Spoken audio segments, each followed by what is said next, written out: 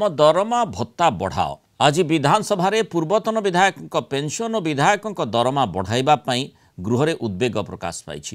ଗୃହର ଉଦ୍ବେଗକୁ ଦୃଷ୍ଟିରେ ରଖି ଏ ଦିଗରେ ଧ୍ୟାନ ଦେବାକୁ ସରକାରଙ୍କୁ ଅନୁରୋଧ କରିଛନ୍ତି ବାଚସ୍ପତି। ଦଳମତ ନିର୍ବିଶେଷରେ ଏ ପ୍ରସଙ୍ଗ ଉଠାଇଛନ୍ତି ସବୁ ଦଳର ବିଧାୟକ। ପୂର୍ବତନ ବିଧାୟକମାନେ ମାତ୍ର 30,000 ଟଙ୍କା ପେନ୍ସନ୍ ପାଉଛନ୍ତି।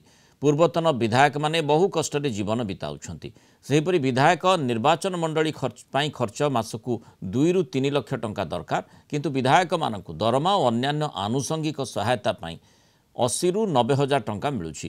ଏଥିପାଇଁ ବିଧାୟକଙ୍କ ଦରମା ବୃଦ୍ଧି କରିବା ଲାଗି ଦାବି ହୋଇଛି। ଆଜି ଶୂନ୍ୟକାଳରେ କଂଗ୍ରେସ ବିଧାୟକ ତାରାପ୍ରସାଦ ବାହିନୀପତି, ବିଜେପି ବିଧାୟକ ସନାତନ ବିଜୁଳି, ବିଜେଡି ବିଧାୟକ ଅଶ୍ୱିନୀ ପାତ୍ର ଏବଂ ବିଜେପି ବିଧାୟକ ପୂର୍ଣ୍ଣଚନ୍ଦ୍ର ସେଠୀଙ୍କ ସମେତ ଅନେକ ବିଧାୟକ ଦରମା ଓ ପେନ୍ସନ୍ ବୃଦ୍ଧି କରିବା ପାଇଁ ଦାବି କରିଛନ୍ତି।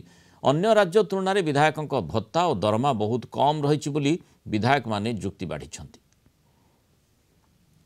ପୂର୍ବତନ ବିଧାୟକ ବିଧାୟିକା ମାନଙ୍କର जो अवस्था आसुचंदी एठिक आलोचना करुचंदी आम सांगरे जो अवस्था कहले न सरे सेथिपाई सेमाने भलरे चलिबा पाई लोकंकर सेवा करुतिले भलरे चलिबा पाई तांगु से सुयोग दिया जाय। एक्स एमएल मानकर पेंशन एवं प्रेजेंट एमएल मानकर दरमा सबु राज्य ठू ए राज्य रे कम।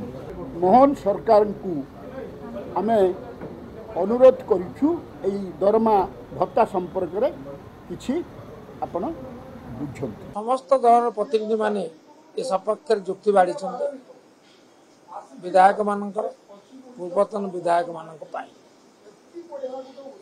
एवं बाचस्पति महोदय सरकार को ए क्षेत्र में निष्पत्ति नवा अनुरोध कर।